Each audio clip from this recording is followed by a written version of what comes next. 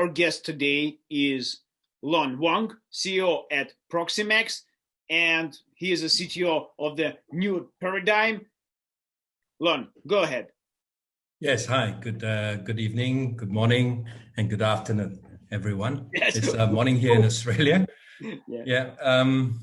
Today I'm going to talk about the new paradigm that's going to take place and change the world in the years to come.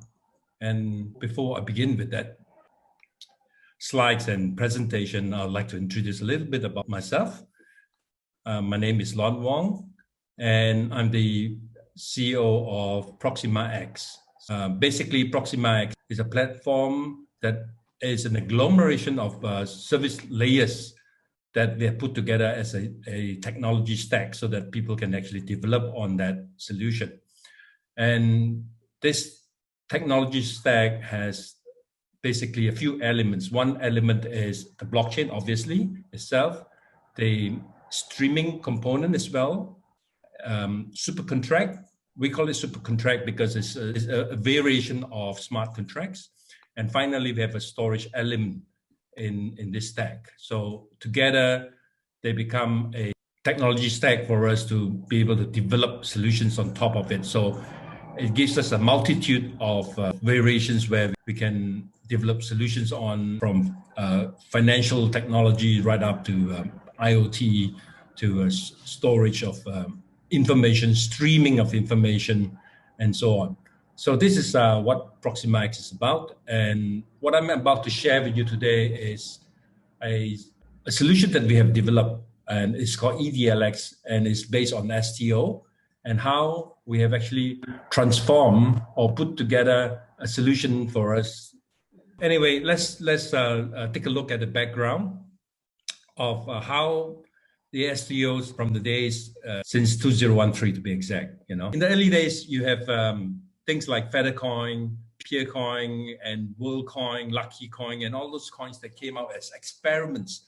Those are basically experiments from the emergence of Bitcoin as a blockchain technology. This happened, in the 3 years following the launch of the Bitcoin blockchain technology. And come 2013, we had people talking about pre-mined coins. And with pre-mined coins are generated ahead of the project so that people could subscribe to it. And those coins were basically utility coins at the time. But fast forward to about 2016, 2017, these coins have morphed into what we call ICO, where people subscribe to these coins and it became some sort of an investment utility rather than a store of value for these coins. And this actually went out of control in 2017 when billions were raised. And eventually what happened was there was a cross between the ICO coins and the STO coins. And STO, as you all know today, is security tokens, right? And that's when the jurisdiction started clamping down, and we had USA coming out with the Howey test, which was a test of a precedent that happened in the 1940s, right? Of people selling securities as a result of a slight change in the way the securities were sold, but then nevertheless they have been defined as a security, and therefore you can't sell openly in the public as a security. And that's when today, as we see, most coins are actually security tokens, and there's a fine line between store of value as well as something that is of utility versus whether the coin is a security or not. But unfortunately, if you really look at it, most coins are actually a security token. So that's the reality of it. And because of the very fact that many of these coins have been promoted as an investment coin rather than a store of value or a utility coin. And that's where the difference is. So if it's promoted as a security coin, then it fails the Howey test, which means it is a security. So that's the background of STO and background of security tokens.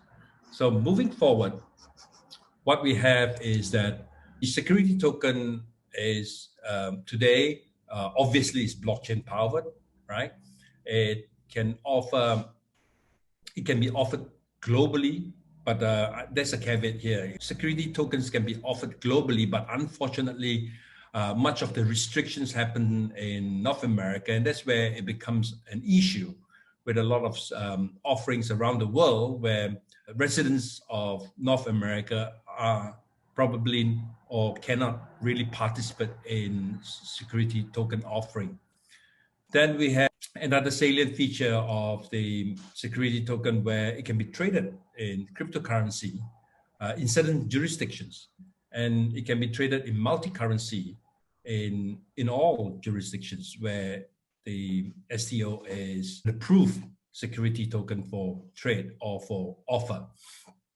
And the other thing is that it doesn't need clearing, it doesn't need settlement, it doesn't need brokers, it has no need for custodians because most things are on-chain.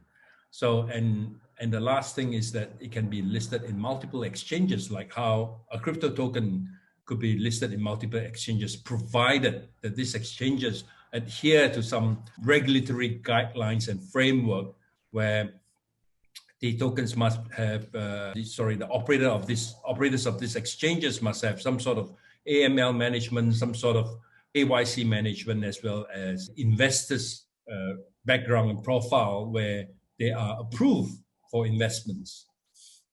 So this is where the security token is as a novel way of public offering of securities. It's slightly different from the traditional stocks, or securities, but basically they are different in a manner where the regulatory framework is adjusted to include security token offering on the blockchain powered platform.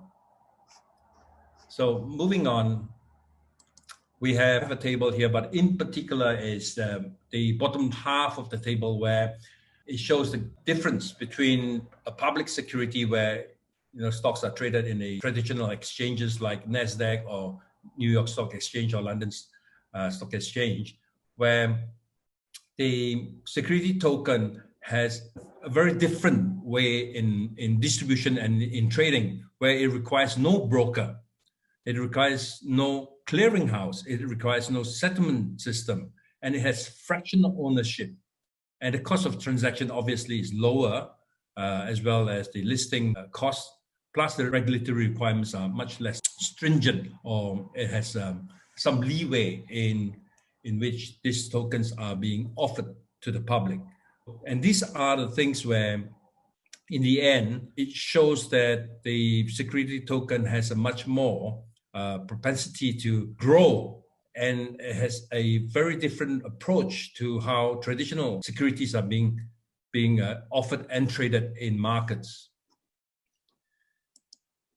And I think one of the key things that's happening around the world is that the traditional exchanges are not going to sit around and see what's happening to the security token markets. They have realized that the security token markets is one thing that is going to happen and going to change the world and change the way the traditional capital markets are going to be traded in the future. Because security tokens, as I've highlighted earlier, is that they are much more progressive and much more efficient because middlemen are all been taken out of the equation. And that's a $1 trillion industry that we're looking at that has been taken out of the equation.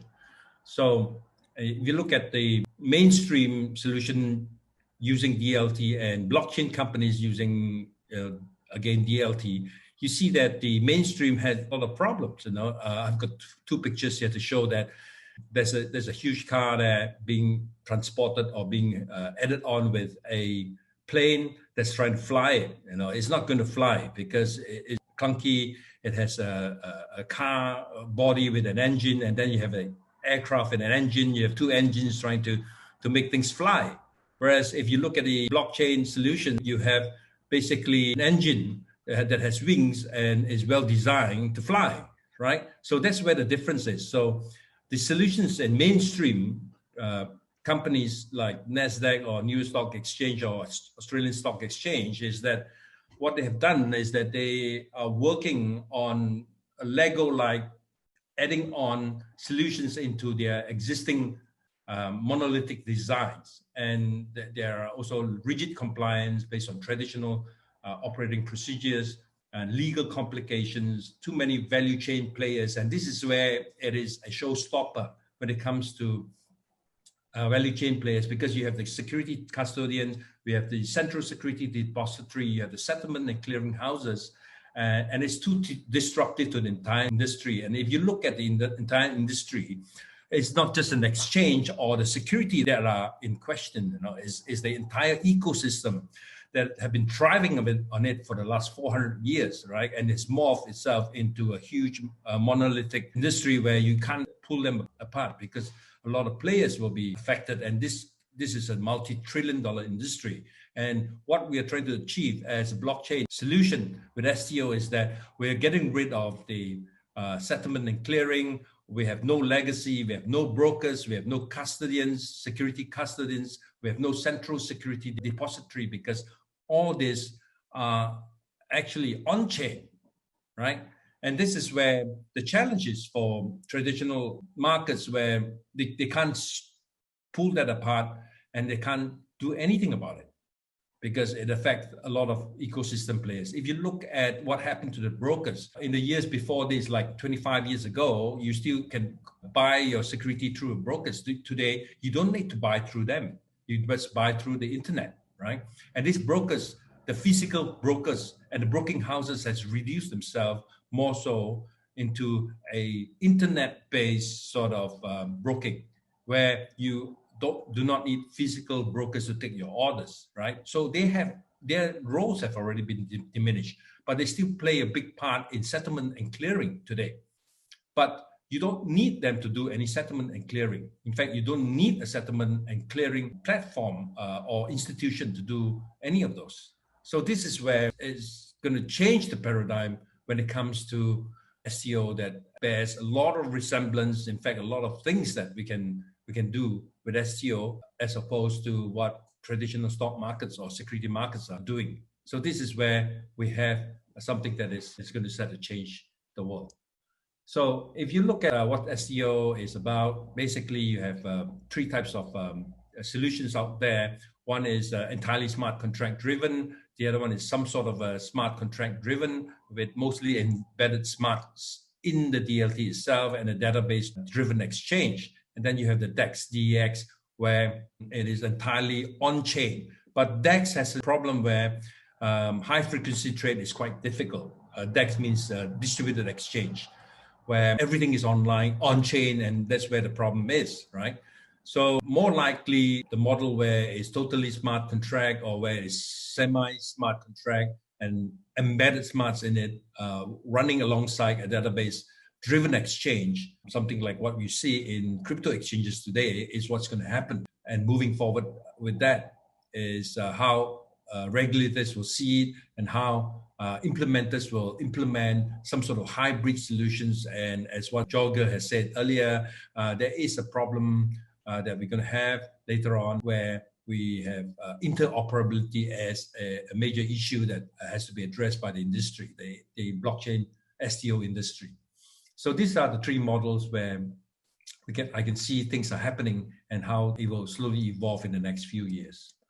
So the challenges we have looking ahead of is reputation of some of these STOs, because they are being promoted by emerging economies where they are less favored by the investment community. And then there is the multiple listing issues, as I've said, where there's a lack of cross-integration, there's a need for central security depository, shareholder management, KYC, and then there is also control. There's the need for centrally managed control as well. So I think with that, I finish my presentation, and yeah. Thank you, Leon. Thank you, Leon Wong. Yes, perfect presentation. Yes, we have to heard a lot of very interesting and helpful information for us. Nice to see you. Okay, thank you. Okay, Bye. bye-bye. Bye.